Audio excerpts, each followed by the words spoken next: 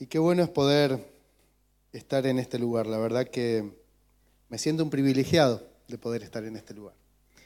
Cuando llegué por primera vez, en realidad yo ya había venido varias veces de visita.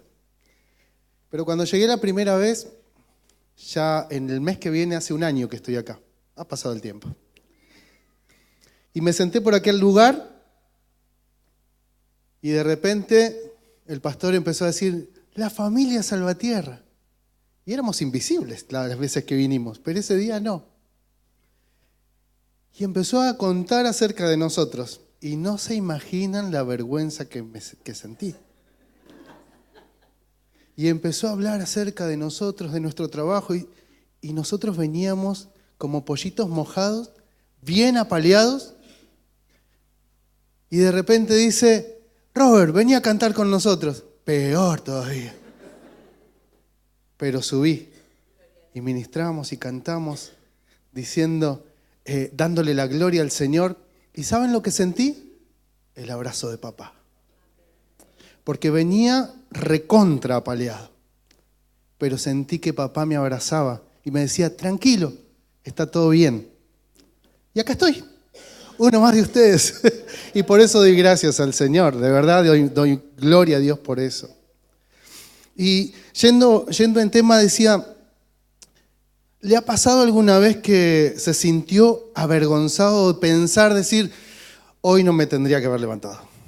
Hoy realmente me tendría que haber quedado en casa. Todo parece que está en contra mío. Parece que de repente los planetas se alinearon para que todo esté mal. Vas a una entrevista de trabajo y la regla número 1 es que tenés que estar bien presentable, ¿no es cierto? Limpito, bien impecable. Pero cuando vas caminando y te falta solamente 10 metros para llegar, pasa un auto con todo, un charco, te empapa por completo y te arruinó todos los planes. ¿Y qué decimos? Trágame tierra. ¿A quién le pasó? ¿Solo a mí? No. De repente, los jóvenes, la chica que le gusta, los varones, y están ahí felices, van llegando y de repente se prepararon todo lo más bien, van, se miran al espejo para ver una vez más qué tan lindo están, un tremendo grano en la nariz que parece una manzana. Ay, papá, decime si no dijiste trágame tierra.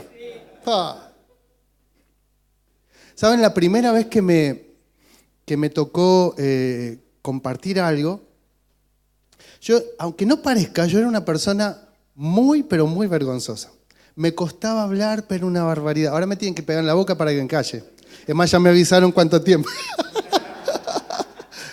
Pero era tan vergonzoso que nunca se me ocurría hablar en público porque me moría de vergüenza. Y un día el pastor dice, Roberto va a abrir la reunión con una oración y yo lo único que sabía decir era gloria a Dios, aleluya, amén. Nada más. Y me moría de vergüenza. Ay, Señor, ¿por qué a mí, papá? Pásame este trago amargo. Y a veces nos pasa todo el tiempo que parece que suceden cosas que están listas para avergonzarnos. Parece que todo está ahí preparado para que todo nos vaya mal. Y saben, es necesario que nosotros entendamos quiénes somos primero. ¿Qué clase de personas somos? ¿Quiénes somos en Cristo en primer lugar?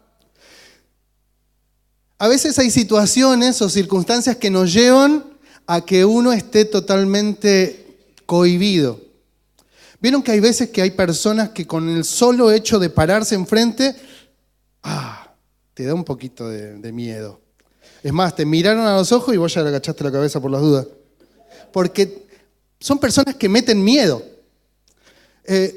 Imagínense una situación así, terrible, tremenda.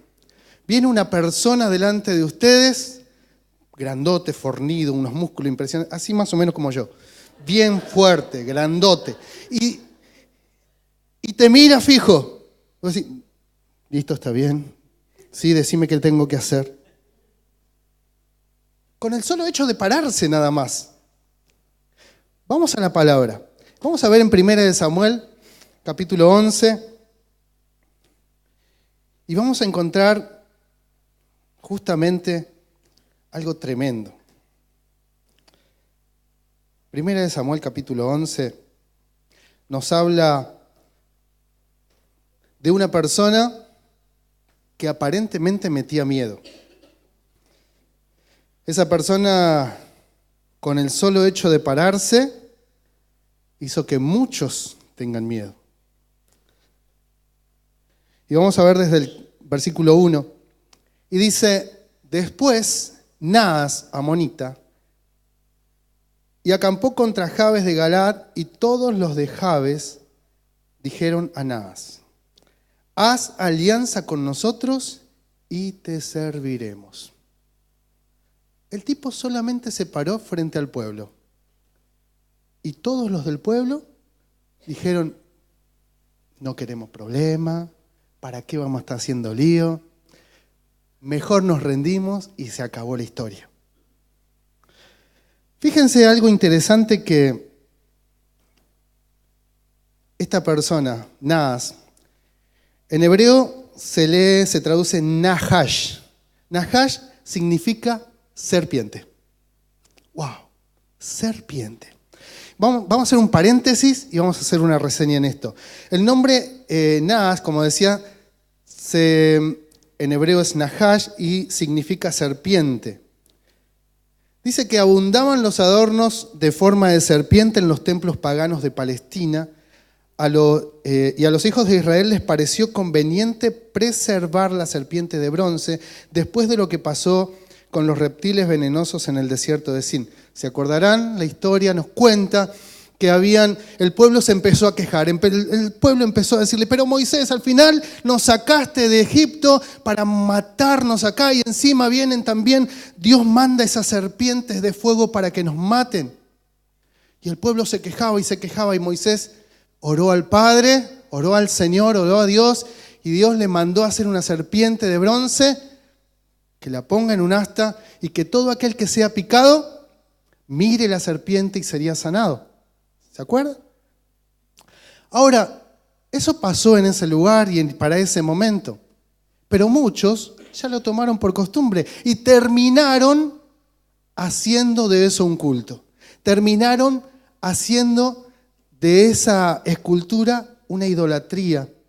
Y lo vemos en el libro de Ezequiel, capítulo 8, del versículo 7 al 12, donde nos dice justamente que el Señor Dios le mostró en visión que vea lo que estaba sucediendo con los líderes, con los que tenían que guiar al pueblo. Y dice, y me llevó a la entrada del atrio y miré y he aquí en la pared un agujero. Y me dijo, hijo de hombre, cava ahora en la pared cavé en la pared y he aquí una puerta. Y me dijo luego, entra y ve las malvadas abominaciones que estos hacen allí. Entré pues y miré y he aquí toda forma de reptiles y bestias abominables y todos los ídolos de la casa de Israel que están pintados en la pared por todo alrededor. Y delante de ellos estaban 70 varones de los ancianos de la casa de Israel y Jasanias, hijo de Safán, en medio de ellos, cada uno con su incensario en su mano, y subía una nube espesa de incienso. Fíjense, o sea, no lo dejaron simplemente en eso para lo que Dios había mandado, sino que empezaron a hacer también culto. Ahora, ¿por qué me refiero a esto? Porque históricamente también, viendo que la importancia que le daban a la serpiente las otras religiones, las religiones paganas de sus vecinos, no mucho tiempo después entonces los israelitas lo tomaron a manera de veneración, como lo vimos recién. Pero en Segunda de Reyes 18:4, Dios manda a destruir todo esto. Dios manda a destruir justamente porque todo esto estaba pasando. Dice, Él quitó los lugares altos y quebró las imágenes y cortó los símbolos de acera e hizo pedazos la serpiente de bronce que había hecho Moisés, porque hasta entonces le quemaban incienso los hijos de Israel. Ahora, fíjese qué interesante. Najas, o Naas, como leíamos recién, significa serpiente. Y en aquella época se acostumbraba a llamar, a poner nombres de los ídolos, de los dioses paganos, como se siguió trasladando en los tiempos. Fíjense que muchos se llaman como el almanaque, ¿no? Bien, vieron que de repente hoy es San Piripipí, entonces todos los chicos de ese día se llaman Piripipí. Y de repente habían un montón que se llamaban del mismo nombre porque en el almanaque era ese santo. Y eso se siguió trasladando, eso siguió siendo por tiempos. Ahora, esta persona, volviendo, esta persona Naas, estaba ahí frente con un espíritu arrogante, mostrando que era una persona fuerte, alguien que no podían quebrantar así nomás. Era un rey, el rey de los amonitas. No era cualquiera. Y aprovechando esa circunstancia, se paró delante de ellos y les dijo, ok, hago entonces un pacto con ustedes, pero únicamente que les saque el ojo derecho a cada uno de ustedes. Ahora yo me pregunto, ¿para qué quería Naas el ojo derecho de cada uno? ¿Iría a poner un banco de ojos para los tuertos de otro pueblo? No creo.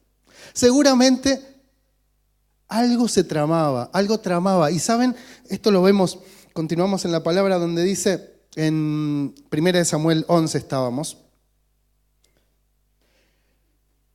en el versículo 2, dice, y Naas amonita les respondió, con esta condición haré alianza con vosotros, que a cada uno de todos vosotros saque el ojo derecho y ponga esta afrenta sobre todo Israel. Lo único que quería era ponerlos en vergüenza. Que todo aquel que vea a ese pueblo de Dios diga, pero ¿vos sos de dónde? Del pueblo de Dios. Sí, los tuertos del otro lado. Era solamente ponerlos en vergüenza. Que todo aquel que vea al pueblo de Dios vea a un pueblo avergonzado. Alguien a quien era totalmente cobarde, que no se atrevió a nada, sino que simplemente se dejó llevar para hacer pacto con el enemigo. Fíjese qué importante esto. Estaba haciendo pacto con el enemigo. Un pueblo de Dios, el pueblo que Dios había llamado, que Dios había rescatado, el pueblo que Dios había elegido, estaba decidiendo si hacía pacto o no con el enemigo. ¡Wow! Seguimos. Y en el versículo 3 dice, entonces los ancianos de Jabes le dijeron, danos 7 días para que enviemos mensajeros por todo el territorio de Israel. Y si no hay nadie que nos defienda, saldremos a ti. Amigos, no estaba el Chapulín Colorado. No había quien los defienda. No había. De repente se encontraron solos, que no encontraban a quien los defienda. No encontraban de dónde sacar fuerzas ni nada por el estilo. Es más, ni se esforzaron. Simplemente dijeron, vamos a buscar por todo el pueblo. Y si encontramos a alguien que nos defienda, bien. Y si no lo encontramos, haremos pacto contigo. Si no encontramos a nadie, haremos pacto contigo.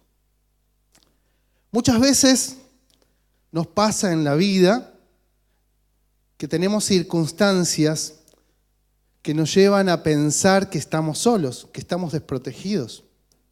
Más de una vez nos ha pasado que de repente, por más que uno viene de tener unas reuniones tremendas, fíjese que el pueblo de Israel venía de haber elegido rey, pero de repente se encontraron solos, se encontraron desprotegidos, se olvidaron de todo lo que Dios había hecho antes. Se olvidaron de todo lo que Dios había obrado, de los milagros, de las proezas, de las maravillas, de las victorias ganadas. Se habían olvidado de todo. Si encontramos a alguien que nos defienda, ¿y el Señor dónde estaba? Se habían olvidado aún en su corazón que eran parte del pueblo de Dios. Se habían olvidado que el Señor estaba ahí para rescatarlos. Y como les decía, más de una vez nos pasa. Nos pasa que Estamos en circunstancias, estamos en problemas, en dificultades y de repente nos sentimos desprotegidos, nos sentimos solos. ¿A quién le ha pasado alguna vez que diga, estoy rodeado de gente, pero estoy tan solo? A veces esas situaciones y circunstancias nos llevan a creer que no hay nadie ahí para defendernos. Les voy a contar algo que pasó en mi familia. En el 2009, yo tengo 3 hijos, Martín, Marcos y Lucas. Y venía un cuarto, Juan Ignacio le íbamos a llamar, Nachito. Y saben que el embarazo venía bárbaro, estaba todo bien. Nosotros servíamos al Señor, como el pastor comentaba, en el lugar donde estábamos, estuve 28 años sirviendo al Señor. Y venía de años de servir al Señor, en todo lo que me pusieran. Lo único que no me hicieron hacer fue presidente de damas porque no me pudieron poner pollera. Después todo lo demás. Así que imagínense. Y experimentamos la gloria de Dios, experimentamos el servicio del Señor y el llamado de Dios. Lo experimentamos la voz de Dios. Y venía un embarazo bárbaro y de repente, a los 8 meses, nos dicen, no va a poder continuar. ¡Wow! ¿Qué pasó? Señor, acá estamos. Y de repente, un silencio total. Empezamos a orar, a clamar, a declarar victoria por sobre todas las cosas, a declarar que la gloria de Dios una vez más se iba a manifestar en nuestra familia. Pedimos oración a diferentes amigos, pastores. Y llegó el momento, 9 de febrero de 2009. Llega el parto. Nace Nacho. Y estaba ahí. Pero los médicos ya nos habían dicho que no había nada por hacer. Solamente esperar. Y aún nosotros en nuestro corazón sabíamos que no había nada para hacer. Dios no había hecho el milagro que esperábamos. Y saben, empezamos a clamar y decíamos, Señor, tantas veces oramos por gente que vimos la gloria de Dios manifestándose. ¿Cuántos pastores han orado y ver cómo Dios levanta, cómo Dios sana? Pero ¿cuántas veces nos pasa que oramos por nuestra propia necesidad y no vemos el resultado? Y a veces viene la frustración, a veces viene el desengaño, a veces vienen tantas cosas en nuestra vida. Y de repente pasaron 3 días y yo entraba a esa sala, oraba, lo miraba y lo único que pedía al Señor, no te lo lleves mientras yo estoy acá. Era un momento terrible, terrible. Y viene palabra a mi corazón a través de mi esposa y decidimos irnos a casa. Pero antes entré a la sala, nuevamente lo toqué y le dije, bebé, anda con papá. Lloré tremendamente, terriblemente, y me fui a casa. 5 de la mañana nos llaman, papás, su bebé ya partió. Nos abrazamos con mi esposa, pero nos invadió una paz impresionante. Impresionante. Día viernes sepultábamos a mi hijo. Día sábado estaba declarando victoria, cantando, el victorioso vive en mí, las circunstancias no me mueven a mí, el victorioso vive en mí, como nunca antes en mi vida. Aleluya.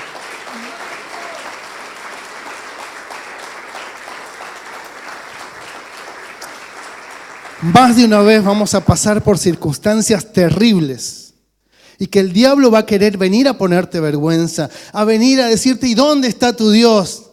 ¿Dónde está el que te defiende? Pero el victorioso vive en mí. Y no importa la circunstancia, no importa la situación, no importa lo que estemos pasando, la gloria de Dios se va a manifestar. Siempre la gloria de Dios se va a manifestar. Muchas veces no vamos a entender, muchas veces vamos a quedarnos esperando una respuesta. Pero déjeme decirle que la gloria de Dios, cuando se manifiesta, trae paz, trae consuelo, trae alegría y podemos tener la plena confianza de que Dios está en medio nuestro, de que Dios está cumpliendo sus propósitos divinos en medio nuestro. Pero muchas veces, como dije antes, el diablo quiere avergonzarte. ¿Y saben qué? Estamos rodeados. Estamos rodeados. Las circunstancias nos rodean todo el tiempo. Pero nosotros como hijos de Dios tenemos que aprender a pasar por encima de toda circunstancia, a pasar por encima de todo problema, a pasar por encima de toda dificultad y empezar a declarar la gloria de Dios en nuestras vidas. Más de una vez nos vamos a encontrar que el pecado nos rodea, que nos quiere poner en vergüenza, que nos saca y nos desenfoca de la perfecta voluntad de Dios. Si yo en ese momento hubiese pensado que Dios no estaba conmigo, hoy tal vez estaría perdido en el mundo. Pero por el contrario declaré la gloria de Dios. Más de una vez estas situaciones nos desenfocan y nos sacan del camino. Y tenemos que aprender cada día a aceptar la gloria de Dios, la voluntad de Dios y aceptarnos a nosotros mismos. ¿Quiénes somos en Cristo? ¿Quién soy yo en Cristo?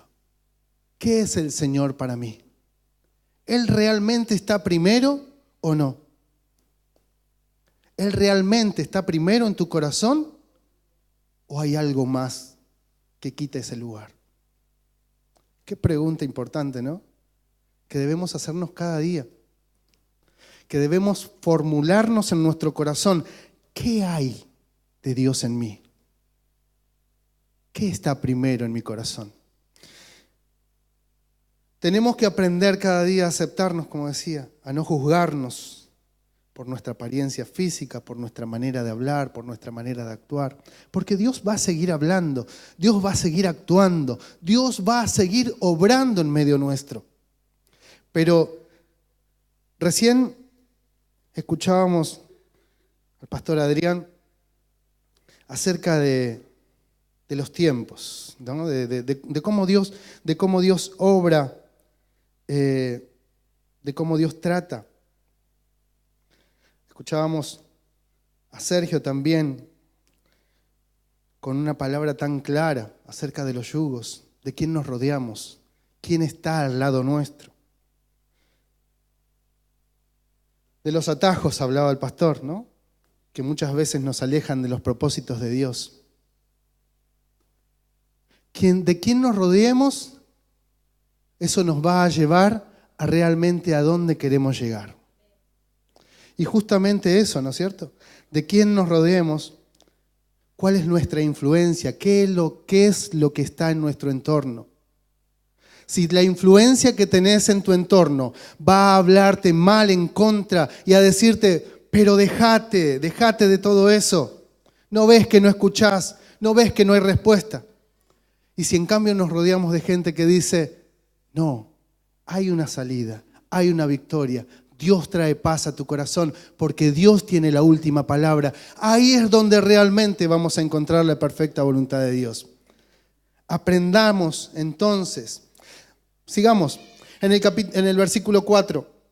Llegando los mensajeros a Gabaa de Saúl, dijeron estas palabras al oído del pueblo y todo el pueblo alzó su voz y lloró. Fíjense, fueron corriendo desesperados. Necesitamos ayuda. ¿Y ahora qué hacemos? Y bueno, lloremos juntos. Y empezaron a llorar. En vez de encontrar una respuesta favorable, lo único que encontraron es alguien más con quien llorar, en vez de una respuesta que necesitaban. Y he aquí, Saúl, que venía del campo tras los bueyes, dijo Saúl, ¿qué tiene el pueblo que llora? Y le contaron las palabras de los hombres de Jabes. Al oír Saúl estas palabras, el Espíritu de Dios vino sobre él con poder Y él se encendió en ira en gran manera. ¿Pero por qué está llorando el pueblo? ¿Qué pasa? ¿Qué está pasando? ¿Pero en quién están confiando, en otras palabras?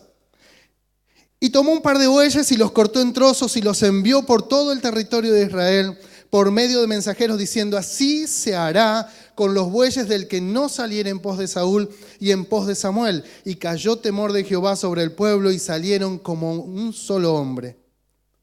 Y los contó en Besec, y fueron los hijos de Israel 300,000 y 30,000 los hombres de Judá. ¿Encontraron quien los defienda? El pueblo mismo solamente tenía que unirse. El pueblo mismo tenía que declarar la gloria de Dios sobre sus vidas.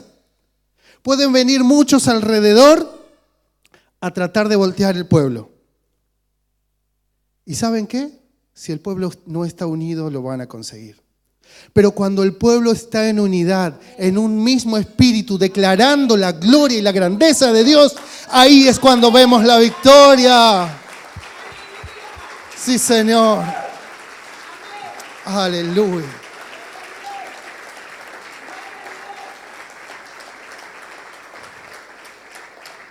¿Hace falta decir qué pasó con Nas y los que lo seguían? Fueron vencidos, por supuesto, porque la gloria de Dios se manifestaba. Es necesario entonces entender esto, que somos llamados con un propósito divino, y ese propósito es divino, que seas un vencedor. Vamos a ver qué dice en Deuteronomio 7:6. Esta palabra me encanta, me fascina. Porque tú eres pueblo santo para Jehová tu Dios. Jehová tu Dios te ha escogido para hacerle un pueblo especial más que todos los pueblos que están sobre la tierra. Para eso fuiste llamado. Pero fíjense que sigue diciendo: no por ser vosotros más que todos los pueblos os ha querido Jehová, y os ha escogido, pues vosotros erais lo más insignificante de todos los pueblos. ¿De dónde te llamó el Señor? Fíjate de dónde te llamó el Señor y para qué. Te llamó de lo peor, de donde nadie te veía, de donde eras invisible, de donde no contabas para nadie. Y te llamó para ser el pueblo especial. Te llamó para que seas reyes y sacerdotes. Aleluya. Aleluya. Gloria a Dios.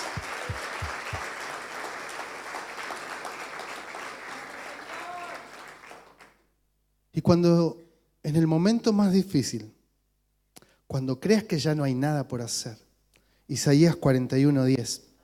¡Wow! Cuando creas que ya no hay nada, de repente entender el propósito de Dios sobre nuestras vidas. ¿Quiénes somos? No temas, porque yo estoy contigo. No desmayes, porque yo soy tu Dios, que te esfuerzo. Siempre te ayudaré, siempre te sustentaré con la diestra de mi justicia. Esa es la promesa del Señor para tu vida. Gloria a Dios.